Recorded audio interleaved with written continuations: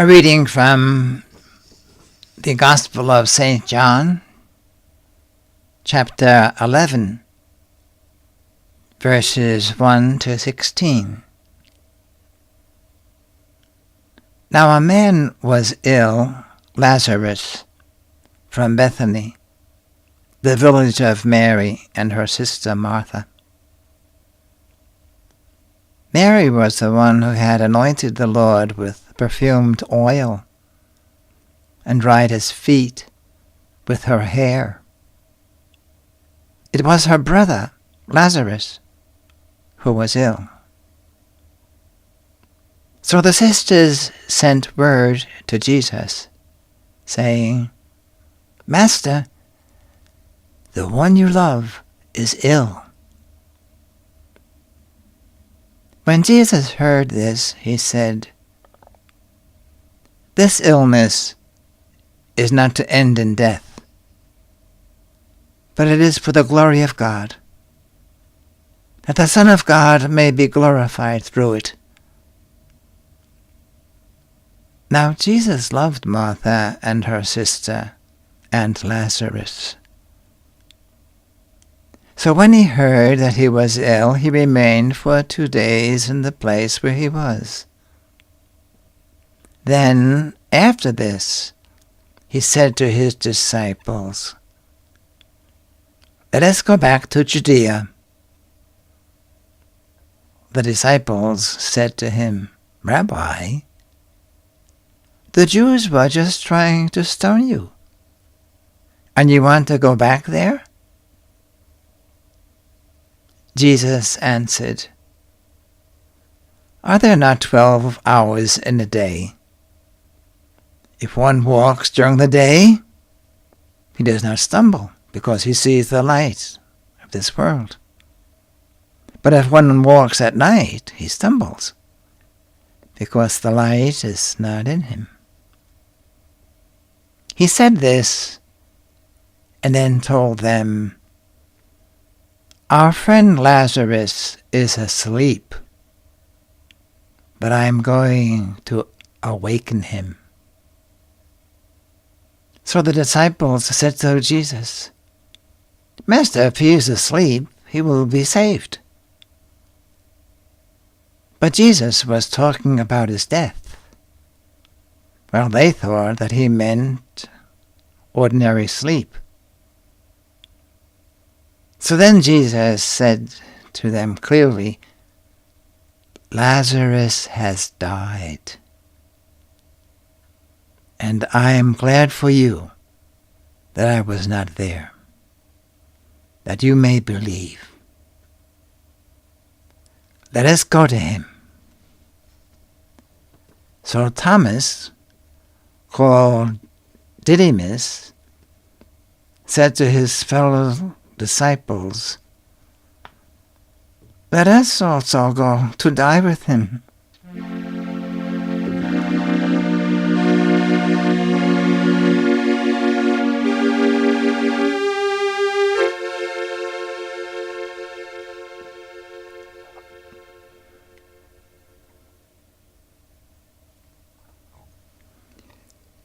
In the Gospel of St. John, there are 7 signs or miracles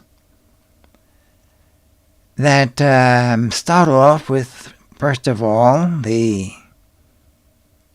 marriage feast at Cana. That was his first miracle he worked, changing water into wine. And the last one is the raising of his friend Lazarus from the dead. Well, I did not read the whole gospel of that account because it would be too long, and there are just several things that I might mention or share with you as I read through the section of the gospel. One thing is that strikes me very much is Jesus loved Martha and her sister and Lazarus. And it kind of is in the center of the gospel that I just read, at least. And it showed he had a special friendship, liking, love for these three brothers and sisters. And I imagine, this is my own interpretation perhaps, but I think he liked to go there and just kind of relax. Even during his public service, 3 years preaching the gospel, healing people, helping people, just to go to these three, to their house and just kind of relax. Well, it was his friend, the brother Lazarus, that died. And it makes us think about, first of all, one thing is friendship. If we have a friend that we can really trust, open our hearts to, we are fortunate.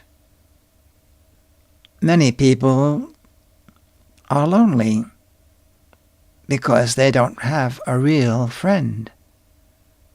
A real friend is someone you can really trust and whom you can share your feelings with, and they likewise will listen attentively and share their feelings honestly. A person who has such a friend is a blessed person. Human relationships. Then we think about death. Of course, Lazarus died. And of course, Jesus had in mind to raise him from the dead. That was the last sign before his passion or his sufferings and going to the cross, to be nailed to the cross.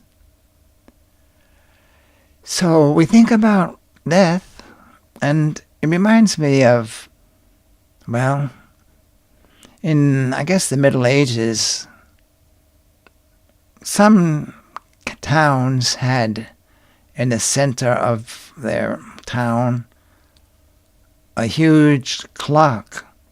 On it was written in Latin, mors certa et hora incerta, namely, death is certain, but the hour of death is not certain. Never true words were spoken. And sometimes we think we're healthy or a person is healthy, and all of a sudden they've gone off into eternity. Well, we think about death, but the flip side of that, you might say, is life. And there was someone who said that, some philosopher said that to live is no problem, but to live well is a big problem. In other words, for us really to live honestly according to God's law, to put God in the center of our lives, and to obey Him humbly and faithfully. That's not so easy, because all of us are sinners, you might say, or have our weak points and faults. Nobody's perfect. But we try. The ideal me and the real me, two different people maybe, but we keep striving, as Jesus said, be perfect as your Heavenly Father is perfect. Well, that makes us think about death and life. And I find it interesting, the last part, the last sentence of St. Thomas. Thomas the Apostle. When we hear his name, we usually think of, his coming into the resurrection story, doubting that Jesus rose from the dead. But he must have really believed Jesus, and he certainly loved Jesus very much, because when Jesus says, I'm going to Judea, and they thought that he would be killed there, Thomas says to his fellow disciples, let us also go to die with him. So he was faithful to Jesus, even if it meant dying for Jesus. It's maybe a gospel you might like to look over sometime if you have a chance. The story continues on. I just read a section of it and shared some of my feelings in reading this chapter 11 of St. John's Gospel, and starts from the first verse.